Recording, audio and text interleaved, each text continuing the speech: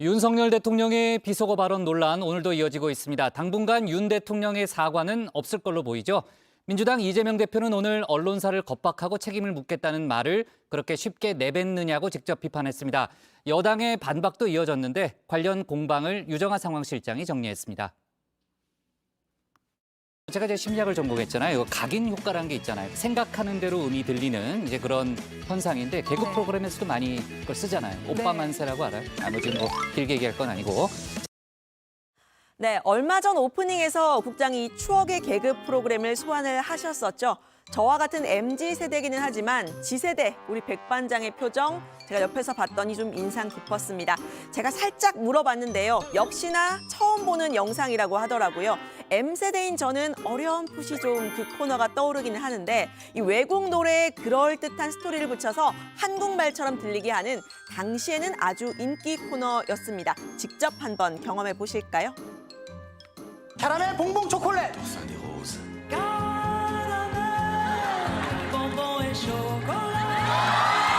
그런 건 매점에서 먹어 인석들아.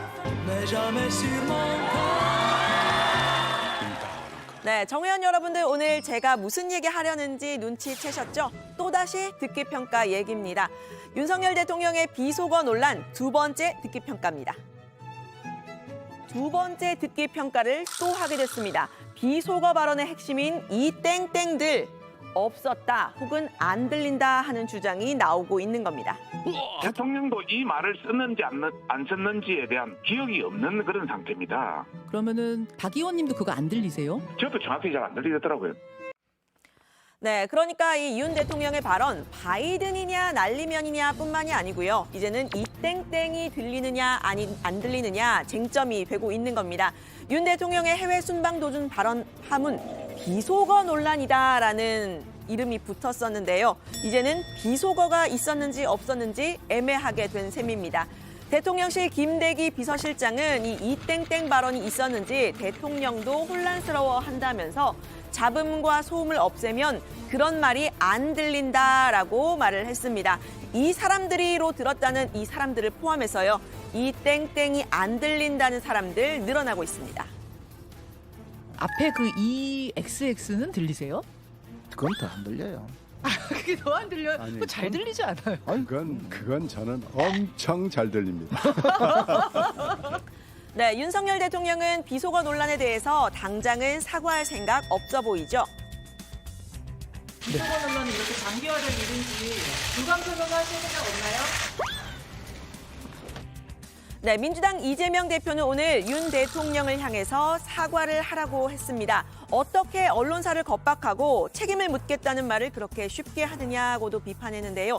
이 대표가 윤 대통령의 비속어 발언을 직접 비판한 건 이번이 처음입니다. 욕했지 않습니까? 적절하지 않은 말 했지 않습니까? 잘못했다고 해야지요. 그런데 어떻게 언론사를 겁박을 하고 책임을 묻겠다, 진상규명을 하겠다는 말을 그렇게 쉽게 내뱉을 수가 있습니까? 진상을 규명하는 첫 번째 길은 내가 뭐라고 말했으니 이와 다르다 이렇게 말해야 되는 거 아닌가요? 네, 대통령실은 문제의 원인 언론사, 즉 MBC에 화살을 돌렸는데요. 가짜뉴스만은 좀 퇴치해야 하는 것 아니냐 이러면서 광우병 사례를 또 들었습니다. 국민의힘 역시 세 사람이 모이면 없는 호랑이도 만든다면서 민주당과 MBC를 겨냥했는데요. 이 MBC의 자막 조작 방송이 모든 문제의 원인이라고 보고 진상규명을 위한 수사까지 불사한다는 입장이죠. 민주당은 조그만한 흠 혹은 있지도 않은 흠을 확대 재생산하고 이것을 언론 플레이하고 하는데 아주 능력을 가진 정당입니다. 삼인성호라는 말이 있습니다. 없는 호랑이도 한 사람이 호랑이를 봤다 그러고 이어서 두 사람이 따라서 호랑이를 봤다 하면 그 호랑이가 있는 거라는 것이 되지요. 네, 호랑이가 있느냐 없느냐 혹은 이 바이든이냐 날리면이냐 이제는 청력보다도 이 지지 정당에 따라서 여론이 확고하게 나뉘는 모습입니다. 뉴스토마토의 여론조사에 따르면요. 국민의힘 지지층 중에서는 날리면이라고 들었다는 응답이 65%로 과반을 넘었습니다. 바이든으로 들었다는 응답은 15.8%였는데요. 반면에 민주당 지지층은 93.4%가 바이든으로 들었고 날리면으로 들었다는 응답은 2.6%에 불과했습니다. 전체 여론을 다시 살펴보면요. 바이든으로 들었다는 사람 58.7%, 날리면으로 들었다는 사람은 29%였습니다. 절반 정도인 건데요. 전체 여론상으로는 이 바이든으로 들었다는 응답이 훨씬 많은 상황입니다. 이재명 대표 이렇게도 말을 했습니다.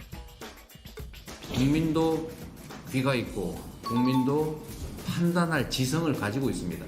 거짓말하고 겁박한다고 해서 생각이 바뀌거나 또는 들었던 사실이 없어지지 않습니다. 지금 들어도 바이든 맞지 않습니까? 네, 이런 가운데 어제 미국 카멀라 해리스 부통령 방한을 했죠. 비무장지대를 방문하고 윤 대통령과 직접 만났습니다. 한미 동맹 공고하다 강조를 했는데요. I'm here to reinforce the strength of our alliance and strengthen our work together. 네, 대통령실은 한국 내에 있는 논란, 즉 비속어 논란에 대해서 이 해리스 부통령이 개의치 않고 있다라고 말했다는 점도 강조를 했습니다. 해리스 부통령은 한미 정상 간 뉴욕 회동과 관련해 한국 내 논란에 대해 미측으로서는 전혀 개의치 않고 있다면서 바이든 대통령은 런던과 뉴욕에서 이루어진 윤 대통령과의 만남에 대해 만족스럽게 생각한다고 말했습니다.